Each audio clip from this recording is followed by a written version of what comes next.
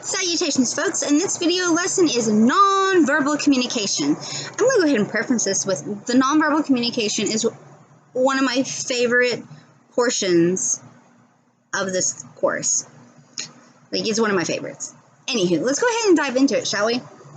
So, nonverbal communication is communication other than the written or spoken language that creates meaning for someone. So, it's our body language, it's our facial expressions, it's our proximity to each other when we're talking, it's the tone of our voice, the inflection, the rate, all that falls under nonverbal.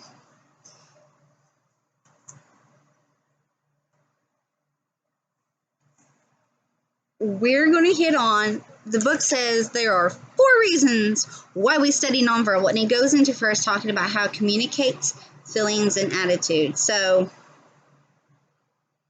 that makes a lot of sense, folks. It can reflect how we're feeling and our attitude. If you're having a bad day, it's kind of hard to mask that.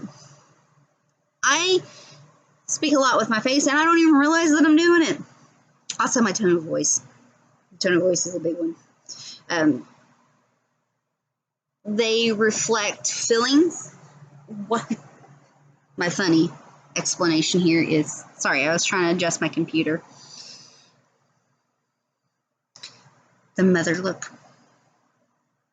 How a mom could like calm her kids down with just the look of her eyes. I haven't mastered it yet. My kids keep going crazy.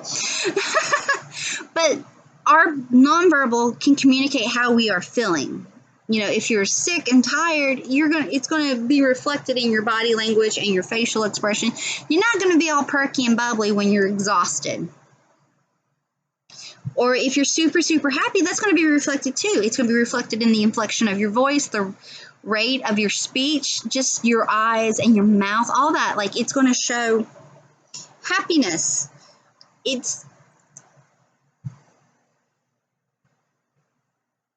For me, it's hard for me to mask my face completely. Now, I can do it with a group of strangers. I can mask a lot better. But close people in my world, I've been trying to train myself to mask my emotions better in my face because I don't want to give away what I'm feeling to people. And that's just me.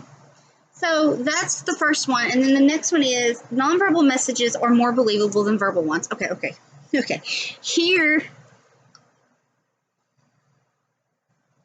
have you ever been in a conversation with someone and they're like, they obviously seem off. Maybe they're upset, angry, perturbed, whatever the case may be here. You're like, are you okay? And they're like, yeah, I'm fine. Woo-hoo! Your face and your body says otherwise. No, I'm fine. I twist my head a lot when I get angry. Obviously, the verbal and the nonverbal are not, they're not existing. They're not coexisting well together. They're not meshing well. Because the verbal is telling us, the nonverbal is telling us something that the verbal's not. The verbal says, no, I'm fine, I'm okay, but the body language and the tone of voice, the facial expressions all say, I'm very angry, you need to back away. That's what that falls under for the nonverbal are more believable than the verbal messages. The next is nonverbal are critical in successful relationships.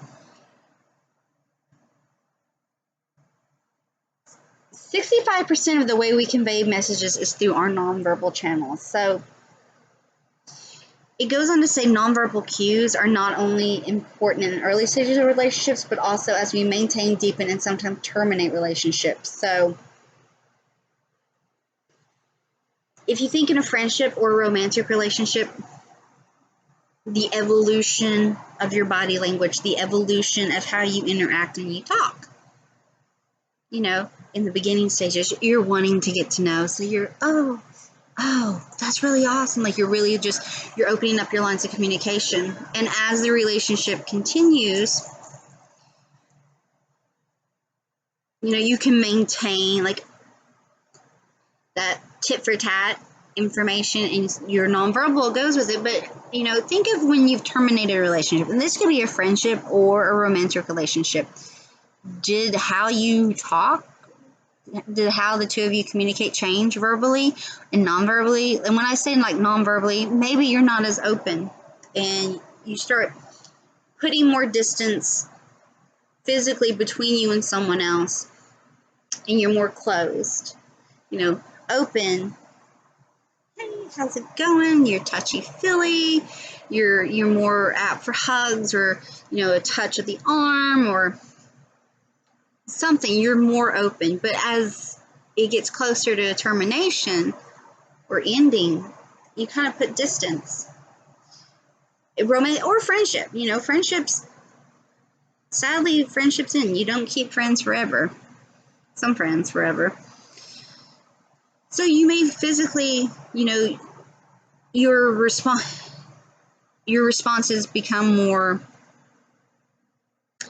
your facial expression isn't quite as inviting. It's more sterile is what I'm saying, but I don't think it's the correct word I want to use here, but more neutral. You're not putting as much emphasis or emotion in your face, in your face reaction or your tone. You're not maybe quite as bubbly or perky to talk to this person, so it's quick snippets or snide remarks. Yes, no. All that is reflected. And then last is that nonverbal messages serve multiple functions. So nonverbal can substitute verbal messages. Think of it. Hi, you're driving, thanks. A hand can mean so many things. Hi, bye, thanks. Or, you're driving, throw up your two hands. Peace. And there's all kinds of different hand gestures that take place of verbal messages. Think of, people stick their tongue out. One of my daughters says that to me. I can tell her, I said, you shouldn't stick your tongue out, people. She goes, it's an emoji face. I'm like, but is it? So that's what we're talking about with the nonverbal can substitute for verbal. And then there's nonverbal cues delivered simultaneously with verbal messages complement, clarify, or extend the meaning of the verbal. So the nonverbal can aid by giving clarification to verbal. All right. Then there's the opposite, which is sometimes our nonverbal contradicts our verbal, and that falls into the be fine, I'm fine, or under that. And then sometimes we use the nonverbal messages to repeat our verbal messages.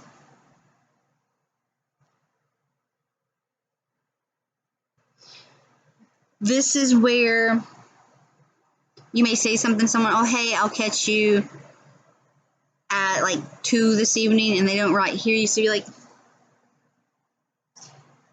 time, 2 o'clock, or peace out, I'll see you later. What is it, the old Full House? Cut it out. Anyway, it just kind of it repeats our verbal. So under that, again, remember that they can substitute the verbal, they can complement, they can contradict, or they can re-emphasize. La la la la la la.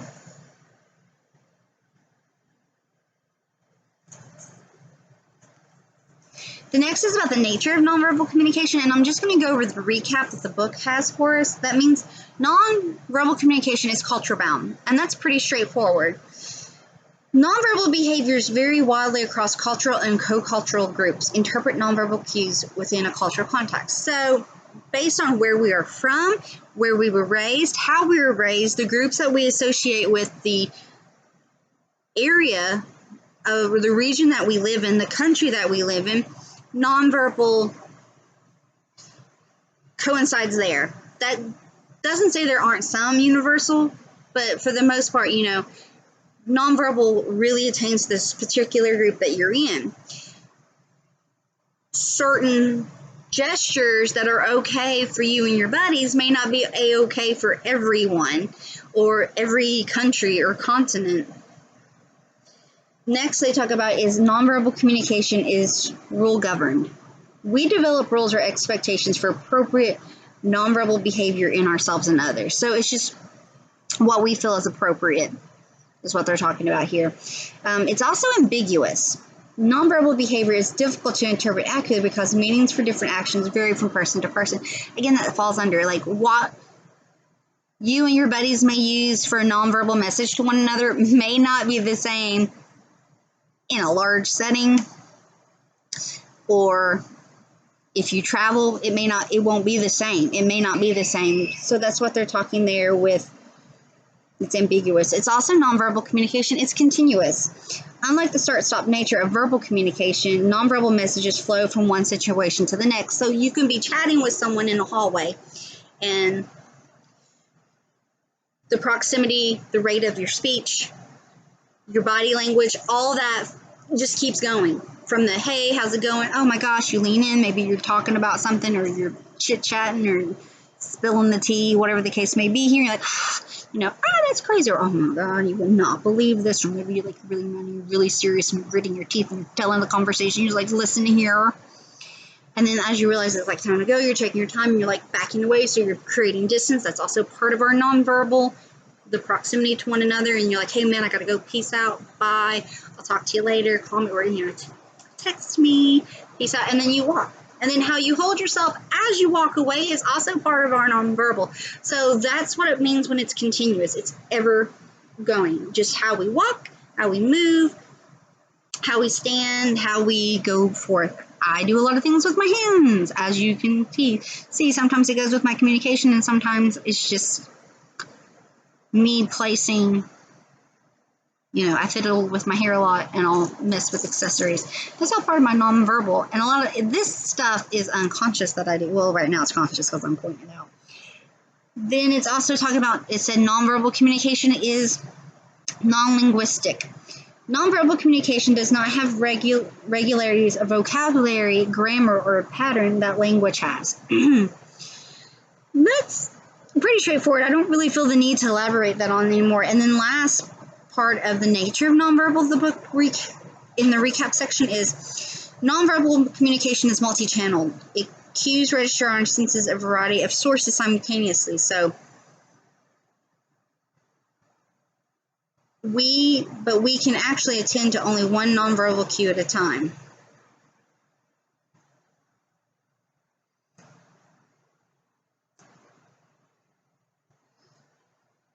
Think about the nonverbal from your face to your body, how you stand, hold yourself. All that is multi-channeled. That's just kind of what we do. We can be doing different nonverbal cues at once with our body.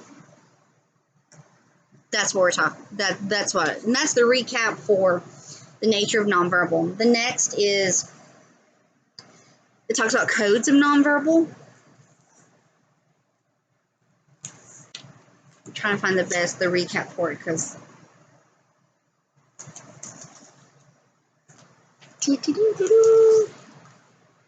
okay, goodness. Okay, so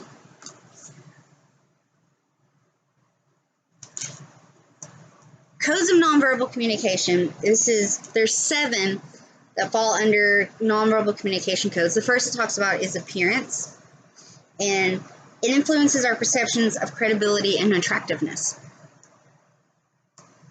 We each have what we are attracted to physically, and it changes from our youth to as we grow older. That can change. They can also talk about how your appearance can give you credibility in the world, just based off how someone looks or dresses. Again, there's a judge a book by its cover.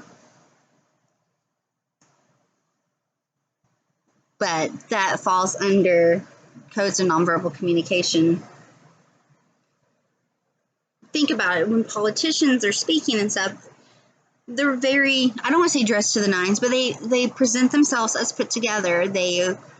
With what they choose to wear, what they choose to accessorize. Those in political power,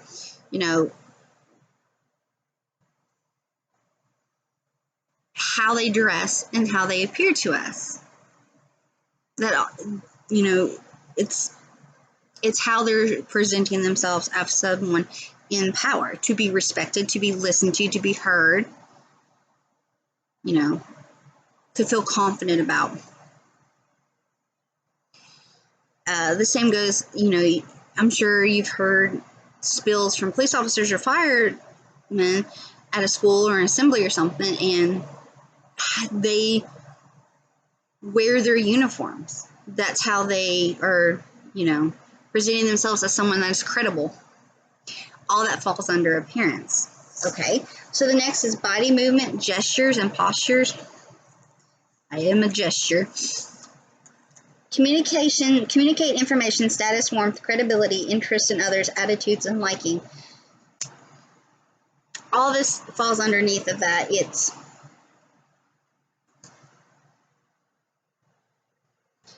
There's gestures that are specific in each culture's dynamic, and it's specific to that culture because of the history and traditions that govern it. So, like I said, it's different from culture to culture and different meanings, but like these meanings are also based off of our history. Think of we give a peace symbol, and think how that has evolved in our culture alone. But then there's some countries, this is not friendly.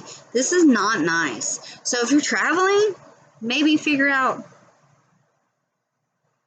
things that some people do this on a regular. If you're traveling, I would check if that's an A-okay where you're going. So that's what they're falling under: body movement, gestures, and posture. Some public speakers and politicians have created a persona of credibility and liking, which is how they present themselves and their gestures and body movements. A lot of presidents have used this as an emphasis on their words, and it subconsciously helps create a conversation. Think of the dynamic of public speakers or world leaders or historical figures, and how strong and how they were able to create such a following of credibility based off of their posture and their body movement. You're likely to listen to someone who's open when they're talking. Their shoulders are open and back and presenting kind of a strong front, as opposed to someone that's hunched over and they're like head down. That all falls under body gestures, movement, and posture. My posture's not so great right now because I'm sitting in a room recording. Then there's eye contact. Oh gosh, eye contact.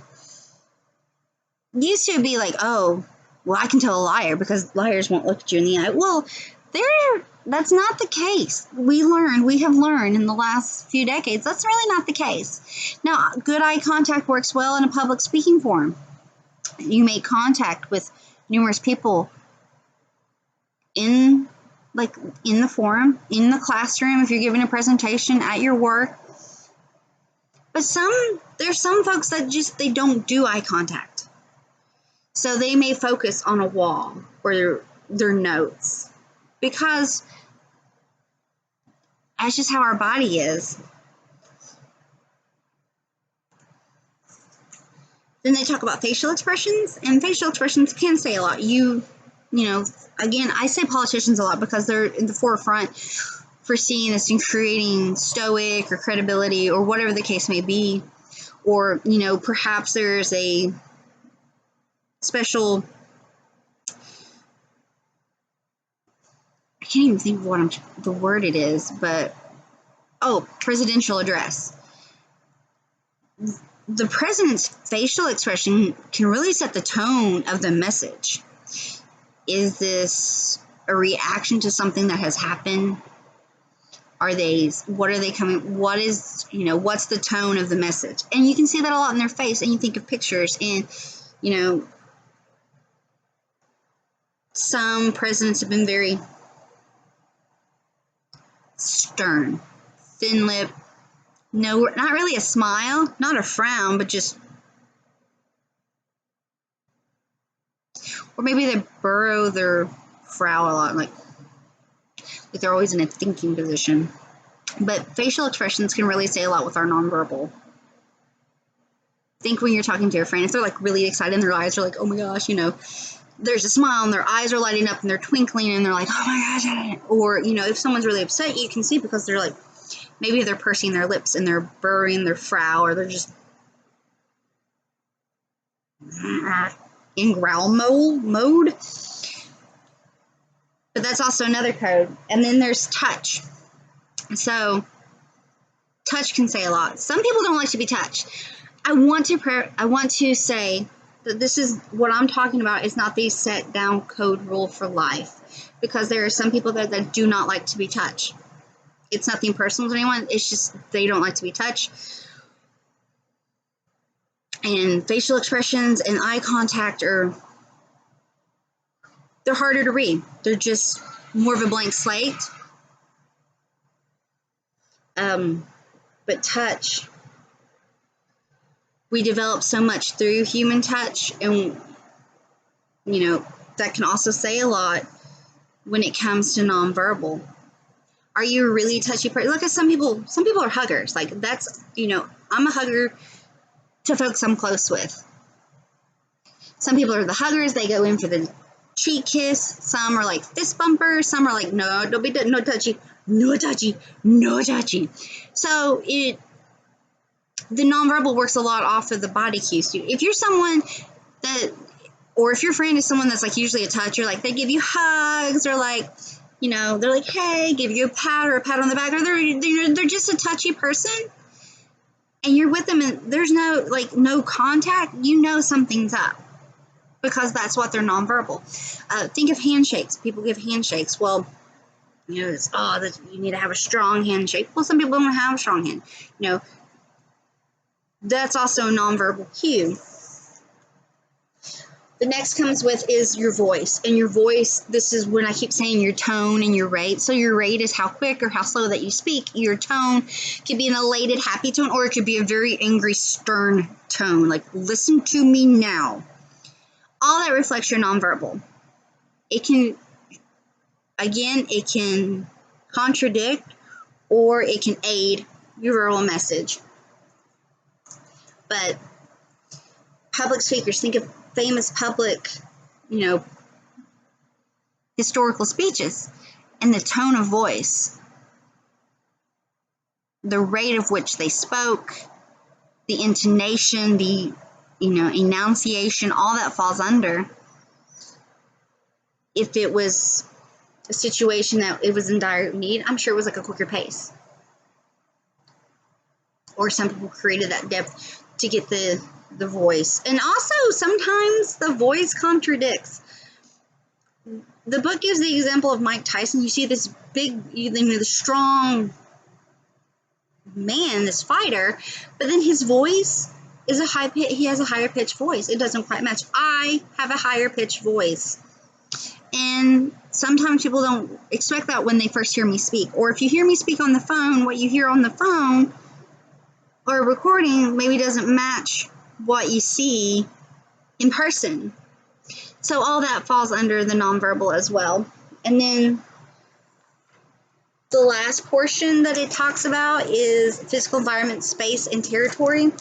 And this is how cues to use ownership and occupy space. They go into depth more. There's like intimate space, personal space, social space, and public space. So intimate space is the most personal communication occurs with people from 0 to 1.5 feet. Intimate space is open only to those whom are well acquainted. So you're not going to talk to a stranger like, well, hey, what's up? Personal space, most conversation with family and friends occur when we're about 1.5 to 4 feet apart. We feel uncomfortable if someone we don't know well enters our personal space on purpose. So, this is the chit-chatting with friends and family. Social is the majority of formal group interactions, and many of our professional relationships take place in a social space, and it ranges from 4 to 12 feet. So, you think about it, right now everything's 6 feet, but you have intimate, and then you have personal, and then you have social. So it's not those you're super, super close with, but a more of a formal group association. And then there's public space, which is many public speakers position themselves at least 12 feet away from the audience. And it's really it's to create that dynamic of I'm here to command not to command, but I'm here to get your attention. And to do that, you create boundaries of spaces and bubbles. I'm constantly telling my kids are huggers, bubbles. Don't get in people's bubbles because some people do not like that. That's all in that section. And that's all I'm going to talk about for this lesson. I love nonverbal. So let's just recap real quick. Nonverbal is the communication that is not spoken or rote. EMC. So it's everything else. It is your facial expressions. It is your body, your voice, your gestures, your proximity to others, how you hold yourself, how you dress yourself, what you put out there. All of that falls under the nonverbal. So it's your tone of voice. It's how quick you speak. It's how open you are. It's how closed you are. It's the space you create between you and others, proximity. All that falls under the nonverbal. And nonverbal is culture bound. What means something to you and your buddies may not mean it to a larger group. Most certainly doesn't mean it to other areas of the United States. And you can guarantee it's not the same. There are some that's a few universal, but really check if you're traveling on the nonverbal cues. Like symbols, like nonverbal symbols. Nonverbal communication can replace verbal communication. It can aid verbal communication. It can contradict. And then lastly, it can just reinforce what has been said. All that falls under nonverbal communication. All right, folks, I hope you've enjoyed this lesson. Thanks so much.